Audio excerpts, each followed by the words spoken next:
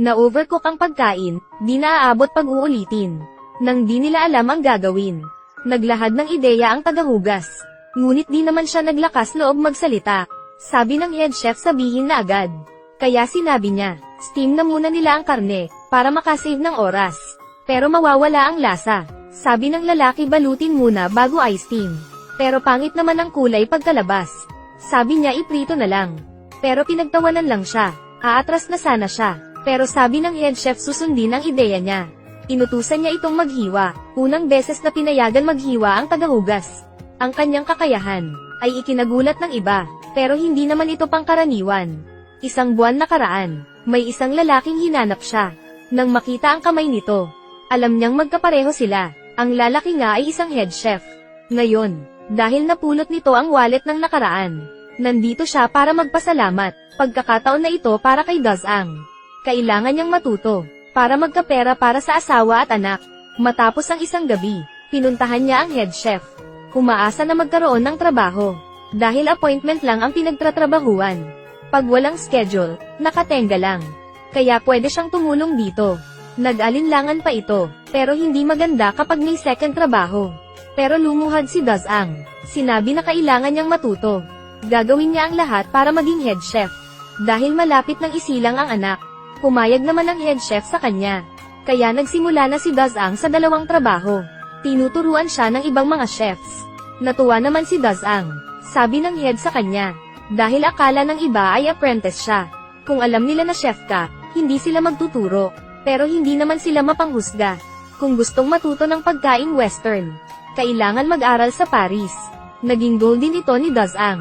Habang nagtratrabaho sa dalawa ni Dazang, may pagkakataong late. Saka sinipa ng iba, pero natuto naman si Dazang. Ang pagluto ng karne ay natutunan niya sa embassy. Pagkatapos ng trabaho, inanunsyo na tagahiwa na si Dazang. Na-promote si Dazang mula sa tagahugas. Pero siguradong may inggit, hindi naman ito naisip ni Dazang. Nagpadala siya ng sulat sa asawa. Pinuntahan ng biyenan ang manugang, saka pinatawag si John Z. Nag-aala si John Z na baka pinipilit si Dazang. Sabi ng ina, nakiusap na si Guangzi at si Lingzi sa ama mo. Sila na bahala sa manugang. Para hindi na pahirapan ng ama ang ate. Pumayag na rin ang amo mo. Nagulat si Junza na pumayag ang ama. Sabi ng ina, syempre ama mo iyon. Hindi naman seryoso ang masasakit na sinabi. Hindi niya lang matolerate ang anak. Sineryoso naman ng iba. Pag uwi ay tinapon ng ama ang sulat. Matigas talaga ang ama. Pinulot ni Junza ang sulat at nagbow sa ama para magpasalamat. Saka nagmadaling umalis. Nakita niya ang pagsisikap ni Dazang. Ang paglaki ni Dazang. Ang pagtakbo nito para sa pamilya. Sa huli sinabi ni Dazang. Naniniwala siya na darating ang araw na magiging head chef siya. At kaya niya nang buhayin si John Z. Sa huli sinulat ni Dazang ang mahal kita gamit ang French. Pero hindi maintindihan ni John Z. Pero walang paki. Dahil para sa kanya, bawat salita sa liham ay mahal kita. Sumulat siya pabalik kay Dazang, na okay lang lahat. Aalagaan niya ng mabuti ang anak, at huwag na siyang mag-alala. Gusto niya lang malaman ang ibig sabihin ng sinulat. Matagumpay ang trabaho at pamilya ni Dazang. Hindi naman niya alam na binabantayan na pala siya. Si Jichen na mas nauna ng 1 taon. Dahil na-promote si Dazang. Na-demote naman siya sa tagahugas. Nahihirapan si Jichen. Inutusan siya ng assistant chef na bantayan si Dazang. Tingnan ang mga kilos nito. Ayaw naman mapag-alitan ni Jichen. Kaya kinabukasan sumunod siya. Natuklasan niya na nagtratrabaho sa iba si Dazang. Pero hindi niya ito ibinuking. Sinabi niya lang na nawala niya ito. Nung gabi ay sinabi niya kay Dazang na wag na magtrabaho sa iba. Dahil binabantayan siya, nagpasalamat si Dazang sa kanyang paalala.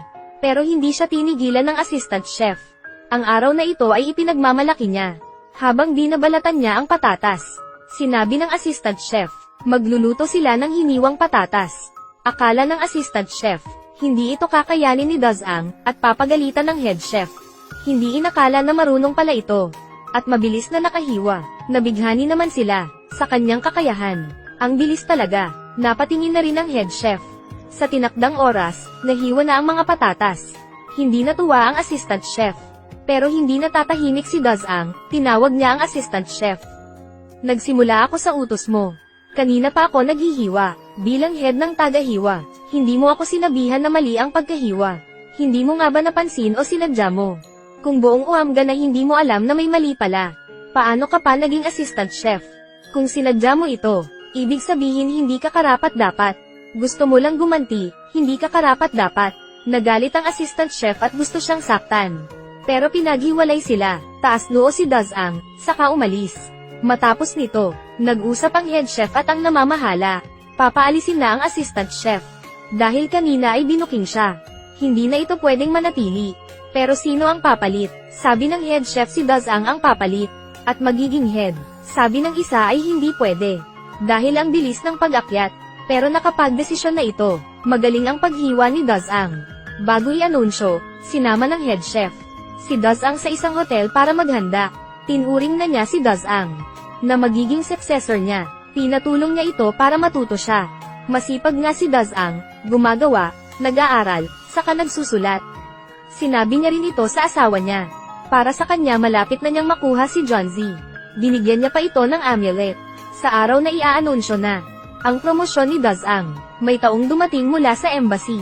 Kulang daw sila sa tao, umaasa sila na makakatulong si Dazang. Dahil mabuti ang turing sa kanya doon, nahiya siyang tumanggi. Pagbalik sa kusina, nagsinungaling siya na may sakit ang kuya, kailangan siya. Di inaasahan na, dumating ang kuya niya na si Tailang. Nakausap si Jichen, pero wala si Dazang. Nakiusap na ibigay ang sulat kay Dazang. Hindi inakala ni Jichen na di nakinig si Dazang. Nagtratrabaho pa pala, dahil mabilis na promote si Dazang. Parang tanga na ang tingin sa sarili. Kaya nagbago si Jichen. Sinumbong niya sa assistant chef. Pagbalik ni Dazang, tinapon ng assistant chef ang sulat. Saka sinapak si Dazang. Minura pa niya ito. Nag-absent ka dito para magtrabaho sa iba. Nag-aral ka doon at nagyabang dito. Ito ba ang totoong chef? Hindi na kinaya ni Dazang ang pag-iinsulto. Inatake niya ito at sinuntok. Sinabi niya na may asawa at anak siyang binubuhay. Maliban sa trabaho, kailangan pa niyang ibigay sa pamilya. Matured na nga si Dazang. Hindi lang siya gumagawa ng gusto, kundi may responsibilidad na rin siya. Pero ang mali ay mali. Sinipa siya ng head chef. Tinanggal siya. Hindi inakala ni Jichen na aabot dito. Nakonsensya siya sa pag-alis ni Dazang. Masama talaga ang inggit. Lahat naman ng tao ay may mga hinahangad para hindi maiwanan. Habang nasa proseso, minsan kinakain din ng pagnanasa. Pero dapat huwag hayaan ang inggit. Ang ginawa ni Jichen ay dadalhin niya buong buhay. Tumingin si Dazang sa kusina sa huling beses. Sinabihan siya ng isa na sa totoo ay nagustuhan siya ng head chef. Sa panahong ito, ang mga chef ay nagluluto para lang sa pera. Halos lahat hindi nakatuon. Si Dazang lang ang ginustong matuto. Gagawin din sana siyang head ng tagahiwa. Napatingin si Dazang sa ilaw ng opisina. Nagsisisi kung bakit ang tanga niya. Nabigo niya ang head chef, nagbow siya para magpasalamat. Walang mapuntahan, kaya napadpad sa kuya. Sabi ng babae sa kanya. Umuwi na sa probinsya ang kuya. Sa kanya naalala ang liham. Nabasa niya na may sakit pala ng TB ang kuya. Kailangan umuwi at magpagaling. Baka hindi na rin ito gagaling. Nagsisi naman si Dazang, dahil sa lagi niyang sinasabi na may sakit ang kuya. Sinulat din ng kuya na nakakainggit siya. May malusog na katawan, at hinahabol ang pangarap. Maaring mahirap ang daan patungo sa pangarap. Marami ring hadlang, pero huwag sumuko. Ang pangarap mo ay pangarap ko. Idagdag mo na rin ako sa pagsisikap mo. Napasigaw si Dazang pagkatapos. Nangangako ako sa iyo. Samantala, si Tailang na nakapagtapos ng pag-aaral ay umuwi sa kanyang pamilya, nang makita ang mga magulang. Parang di niya kayang harapin. Siya ang panganay, siya ang pag-asa ng pamilya. Maligayang pagbalik, hindi na napigilan ni Tailang. Palagi nating sinasabi, na nabubuhay tayo para sa sarili. Pero ang mga taong lagi nating nakakasama, para kanino sila nabubuhay? Yumuko si Joe Tailang. Salamat po sa inyo, aking mga magulang. Pasensya na po, aking mga magulang.